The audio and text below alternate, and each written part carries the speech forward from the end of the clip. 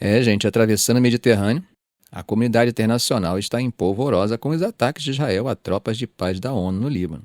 Nos últimos 2 dias, pelo menos 2 ataques ocorreram e isso tem levantado preocupações entre líderes mundiais e grupos de direitos humanos. Quando perguntado se estava pedindo a Israel para parar com esses ataques, Biden disse que absolutamente, com toda certeza, ele estava fazendo isso. A Força Interina da ONU no Líbano, a Unifil, contou que a sua sede na cidade de Nagura, lá no sul do país, foi atingida por explosões em um segundo ataque em 2 dias e que 2 capacetes azuis acabaram feridos na manhã de sexta-feira.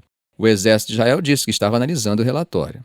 Já no sábado, a Unifil informou que um de seus soldados estava se recuperando depois de ter sido baleado em Nagura na noite anterior. A organização mencionou que ainda não sabia de onde veio o tiro. As 2 explosões de sexta-feira aconteceram perto de uma torre de observação, gente. Um dos capacetes azuis feridos foi levado para o hospital em Tiro, quando o outro foi atendido no local mesmo. A Unifil também contou que, numa posição perto da linha azul, aquela delimitada pela ONU que separa o Líbano de Israel e das colinas de Golã ocupadas por Israel, muros de contenção caíram quando um bulldozer blindado das Forças de Defesa de Israel bateu no perímetro, enquanto tanques do IDF passavam por perto. Em um comunicado, a Unifil disse que as explosões foram um acontecimento sério e que representam riscos muito graves para os capacetes azuis que estão no Líbano. O IDF explicou que, na análise inicial deles, os soldados responderam com fogo a uma ameaça imediata que identificaram. Durante o incidente, o alvo foi identificado em um posto da Unifil a uns 50 metros da fonte da ameaça, ferindo 2 membros da Unifil. O exército israelense também falou que tinha avisado a Unifil algumas horas antes das explosões para que ficassem em locais protegidos.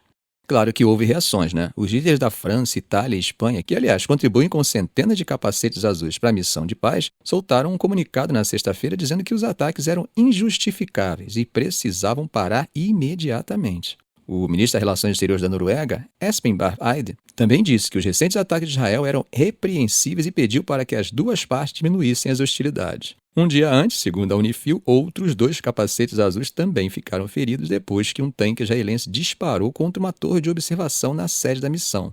Em uma ligação com o ministro da Defesa de Israel, Yoav Gallant, o secretário de Defesa dos Estados Unidos, Lloyd Austin, reforçou a importância de garantir a segurança das forças da Unifil. O chefe da política externa da União Europeia, Joseph Borrell, escreveu nas redes sociais na quinta-feira que o bombardeio aos capacetes azuis foi um ato inadmissível para o qual não há justificativa e pediu total responsabilidade. Segundo disse o chefe de paz da ONU, Jean-Pierre Lacroix, ao Conselho de Segurança das Nações Unidas, as forças da Unifil estão cada vez mais em risco. Ele fez críticas tanto ao Hezbollah quanto às forças israelenses por estabelecerem instalações militares nas proximidades de posições da ONU.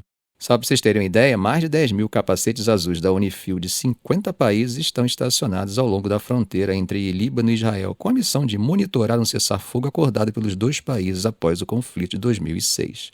Meus queridos, grande parte de Israel parou por conta do Yom Kippur, o dia mais sagrado do calendário judaico, que também é conhecido como o Dia do Perdão. O Yom Kippur costuma ser o dia mais tranquilo do ano, com a maioria das atividades do dia a dia parando enquanto as pessoas jejuam, vão às sinagogas, rezam e pedem perdão.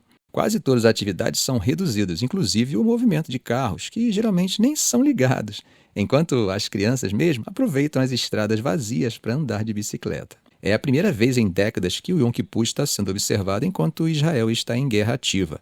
E muitos israelenses estão lembrando daquela famosa guerra do Yom Kippur de 1973, que começou em 6 de outubro daquele ano e foi vista como uma grande tragédia. Esse ano o país está em alerta máximo.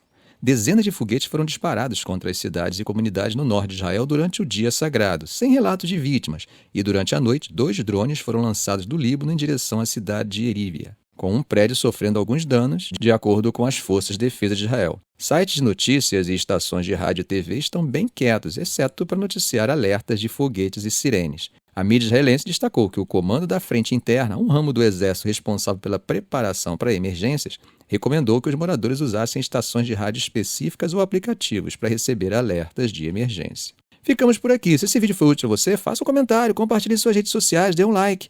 E é claro, se ainda não for inscrito, inscreva-se no canal e ative o sininho para não perder os próximos vídeos. Ok, gente? Um grande abraço do professor Arão Alves.